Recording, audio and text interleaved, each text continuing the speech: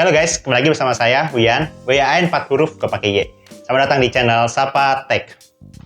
Ya, kita kan kemarin udah melakukan hands-on nih di VGA RTX 3060 Ti. Sekarang kita akan tunjukin ke teman-teman semua rakitan PC untuk VGA ini. Seperti yang udah lihat di samping nih, udah nyala-nyala, keren gini. Kita akan jelasin satu persatu tiap komponen yang ada di PC ini. Baik, untuk komponen pertamanya, kita akan menunjukkan nih. Baik, untuk prosesor dan motherboardnya, untuk prosesornya kita menggunakan Intel Core i5 12400F Alder Lake. Kenapa kita menggunakan prosesor ini? Karena untuk secara performa ini jauh dari generasi sebelumnya, dari Rocket Lake. Lalu ini juga budget value ya, karena kalau dibandingkan dengan RX 5600X tentu lebih bagus RX 5600X. Tapi secara harga, untuk performa yang tidak jauh berbeda, itu harganya cukup bisa dibilang lumayan, karena dari sekitar 900 sampai 1 jutaan. Jadi kami memilih untuk mengambil Intel Core i5 ini karena secara budget value lebih baik. Lalu kenapa yang ini budget value, tapi untuk motherboardnya kita ambil motherboard B660M Mortar MSI. Ya, kalau yang ini untuk kami pertimbangkan apabila suatu saat akan upgrade ke i7 supaya performanya tidak turun jauh. Karena untuk alternatifnya, teman-teman bisa juga untuk menggunakan motherboard B660M ASRock Pro 4, tapi memang kalau secara harga bisa sekitar 1,2 lebih itu perbedaannya. Tapi kalau nanti upgrade ke i7 itu penurunan performanya ya cukup lumayan. Oleh karena itu, untuk mempersiapkan upgrade di masa yang selanjutnya, kami sekalian beli motherboard ini. Oke, ini untuk motherboard dan juga prosesor yang kami gunakan. Baik, untuk RAM-nya, sini kami menggunakan XPG dual channel 16GB 3600 MHz.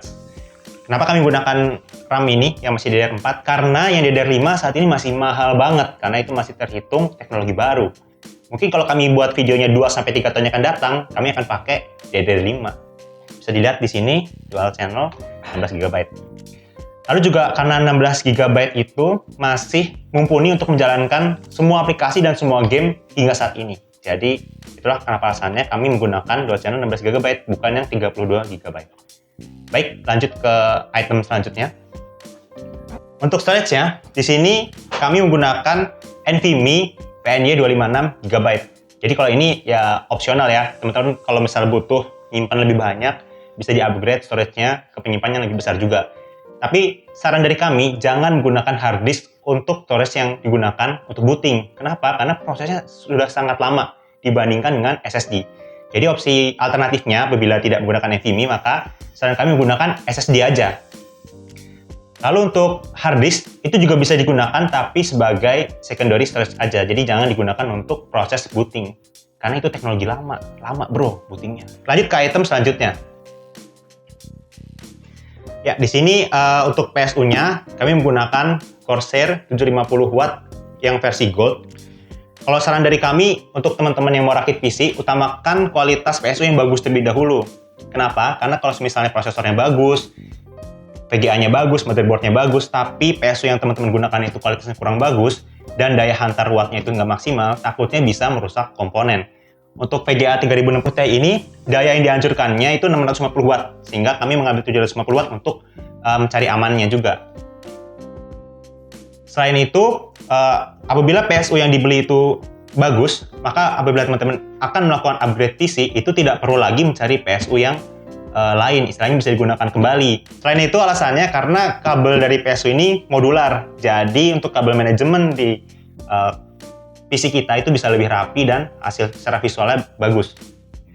Baik, untuk yang selanjutnya, untuk pendinginnya kita pakai cooling system Arctic Freezer 2. Jadi seperti yang dilihat ya, kalau ada selang nih, nah itu dari pendinginnya itu. Alasannya kenapa kami menggunakan cooling system Arctic Liquid Freezer 2 ini, karena keren dan dingin. Tentu aja, apalagi kan alasannya. Baik, untuk yang selanjutnya, itu semua komponen di komputernya sudah kami jelaskan. Nah, tentu ada satu lagi nih, yaitu case-nya. Di sini kami menggunakan case TechWare Forge M.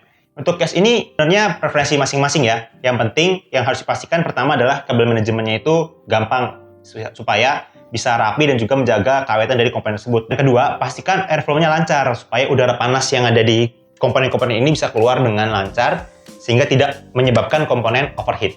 Baik, itu mungkin untuk seluruh komponen yang ada di PC ini. Nah, kira-kira gimana nih menurut teman-teman spek PC-nya? Kalau ada pendapat bisa komen di bawah ya. Jangan lupa untuk like dan share video ini. Dan buat teman-teman yang belum subscribe, mohon untuk subscribe channel kami supaya dapat menonton terus konten-konten menarik selanjutnya dari channel Safatech. Kalau ada sumber di ladang, semoga kita berjumpa lagi. Sekian dan terima kasih.